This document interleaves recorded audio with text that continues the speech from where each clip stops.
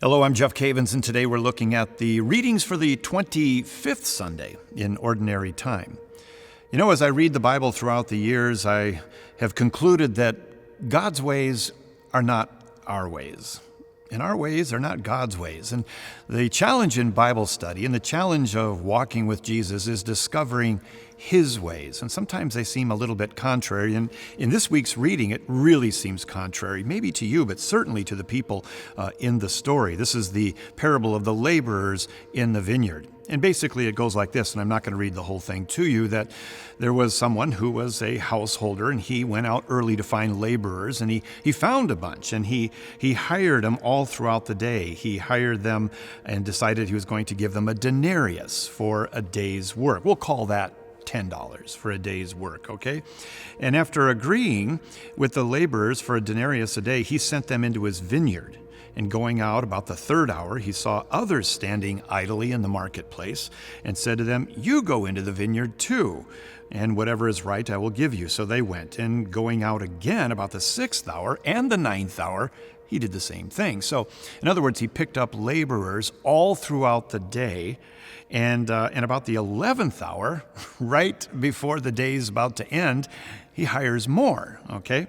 And at the end of the day, it comes time to pay them all, and he starts with the most recent, and he gives him a denarius.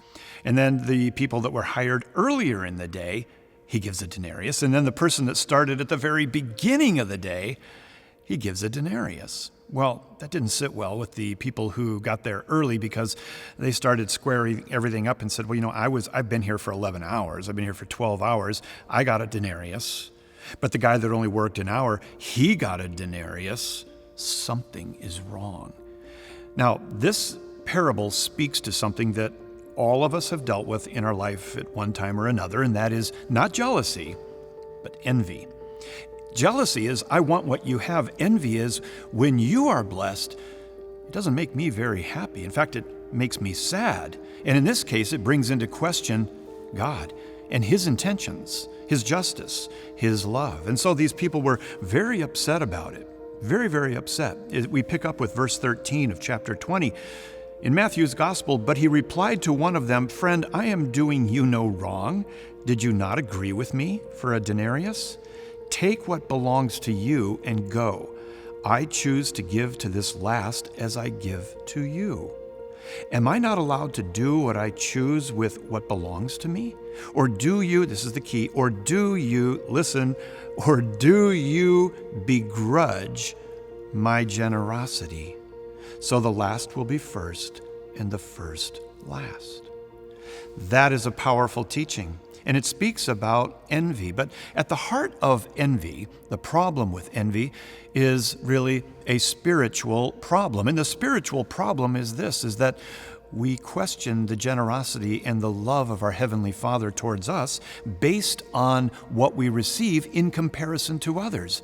So what we're doing is we are comparing the things that we have with other people and the things they have, and coming to a conclusion about God. And if we have less than them, our conclusion is, He doesn't love me as much, and this is unfair.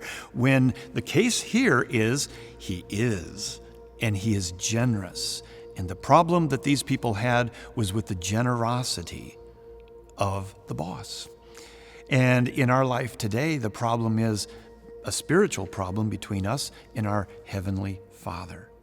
Instead, we should rejoice in the fact that we got $10 for working today. That's what the agreement was.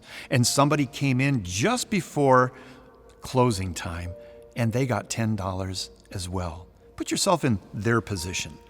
Not a bad deal. God is very generous. And so the point here is rejoice in His generosity, not in what you perceive as unfair, unjust, an imbalance of stuff. So this week, I want you to do something. I want you to kind of take inventory of your life, and take inventory of what you have and the situation that you're in your life, and look for the good things that God has given you. Give Him praise, give Him thanks, and take some time to thank Him for His great generosity. And if your sister, if your brother, a family member, or somebody at work appears to be tremendously blessed, and maybe they didn't even do as much to be blessed as you did, thank God for his generosity in their life. Extended, everybody in the church is our brother and sister. Let us rejoice with those who rejoice. Let us mourn with those who mourn. But let us not rejoice with those who mourn and mourn with those who rejoice. God bless you.